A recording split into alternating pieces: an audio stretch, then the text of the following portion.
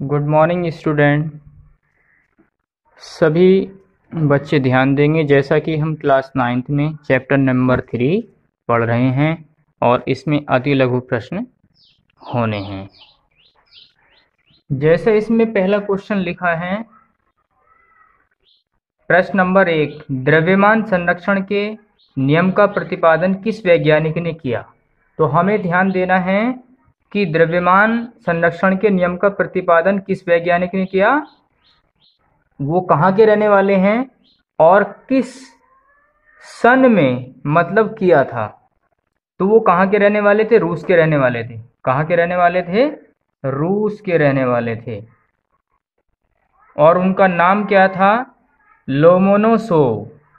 Lomonosov मतलब इन्होंने इसका प्रतिपादन किया था और कौन से सन में, 1776 ईस्वी में किया था। अब इसी के साथ में क्वेश्चन नंबर 2 है, द्रव्यमान संरक्षण अथवा द्रव्य की अविनाशिता का नियम लिखिए। अब इसमें देखो, हमें इसका आंसर देना है और समझना भी है।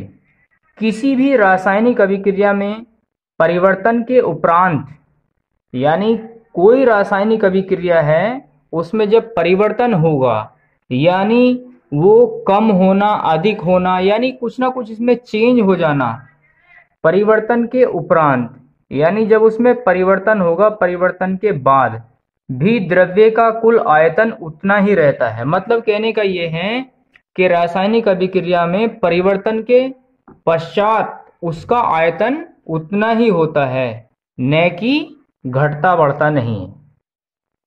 जितना कि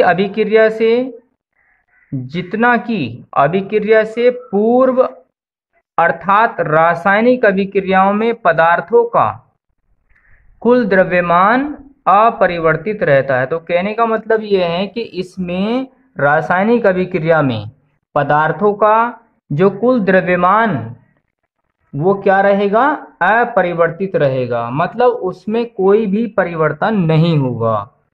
अथवा द्रव्य अविनाशी है। तो द्रव्य क्या है, अविनाशी। तो सबसे पहली बात यह कि द्रव्य हमारे पास में इसमें पॉइंट आया है, ये बिंदु है, द्रव्य क्या है। बच्चों, जो द्रव्य होता है इसमें भार तथा द्रव्यमान दोनों होते हैं, ये ध्यान रखना है। द्रव्यमान, भार और आयतन, जिस तथ्य में ऐसा सब कुछ होता है वो क्या कहलाता है, द्रव्य। जैसे कि हम ले सकते हैं कि लकड़ी ले सकते हैं, मेज ले सकते हैं, क्योंकि देखो जो स्थान घेरता है जिसमें द्रव्यमान तथा भार होता है उसको हम क्या कहते हैं, द्रव्य।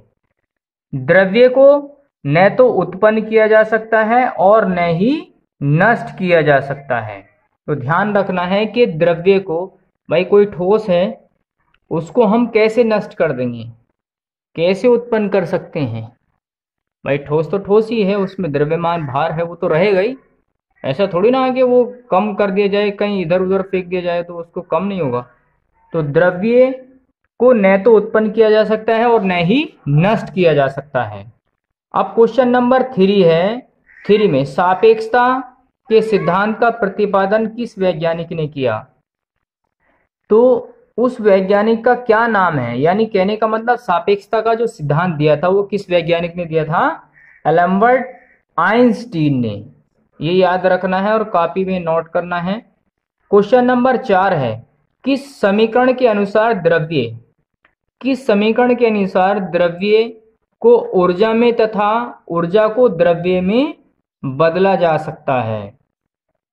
तो वो समीकरण कौन सी है, वो समीकरण है E बराबर mc²। अब इस E का मतलब क्या होता है, E का मतलब होता है द्रव्यमान संहिता की ऊर्जा।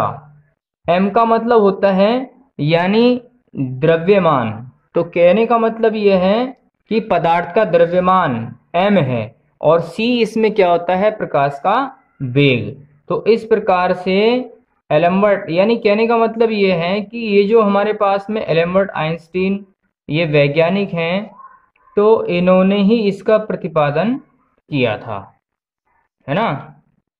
इन वैज्ञानिक ने, क्योंकि गणितज्ञ भी थे, इन्होंने अपनी एक बुक पूरी लिखी है ना, मैथ और साइंस की।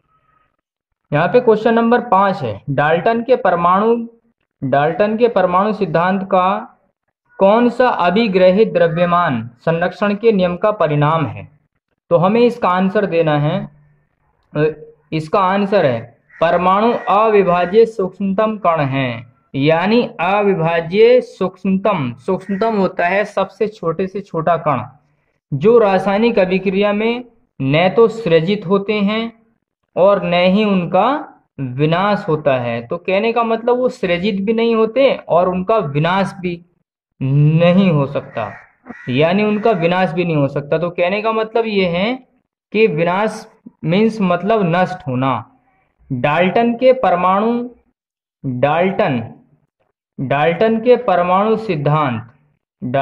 परमाणु सिद्धांत का यह अभिग्रहित द्रव्यमान के संरक्षण का परिणाम है। अब अपने होमवर्क में इन क्वेश्चनों को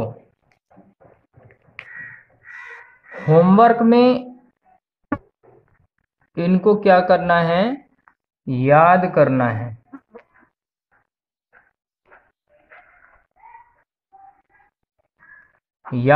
है। और इसको लिख करके अपनी कॉपी में नोट्स बना करके क्लास 9th वाले अपने 9th वाले ग्रुप पर इसको डाल दें और चैनल को सब्सक्राइब करें। ब्रह्मपाल सर के नाम से मैंने एक चैनल बनाया है, उसको सब्सक्राइब करें।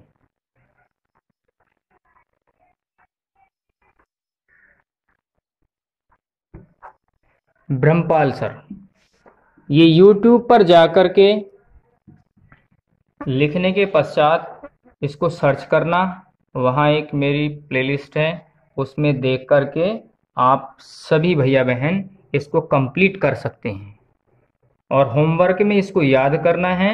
और वे जो हमारे स्टूडेंट सरस्वती विद्या मंदिर रामलीला बाग नगीना में पढ़ते हैं, तो उन सभी को बताएं, वो वर्क कंप्लीट नहीं कर रहे हैं, वो वर्क अपना कंप्लीट करें और चैनल को सब्सक्राइब करें, बेल आइकन ऑन कर लें और लाइक और शेयर प्रतिदिन करते रहें। इससे जो हमारे गरीब बच्चे हैं उनको समस्या आती है तो वो भी पढ़ सकें। घर पर ही लॉकडाउन के चलते हम सभी भैया बहन अपने घर पर ही पढ़ाई कर रहे हैं।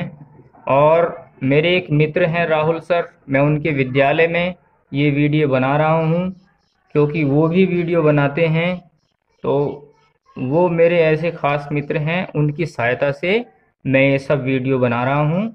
बहुत बहुत धन्यवाद। इसी के साथ में ये सब कुछ समाप्त हो।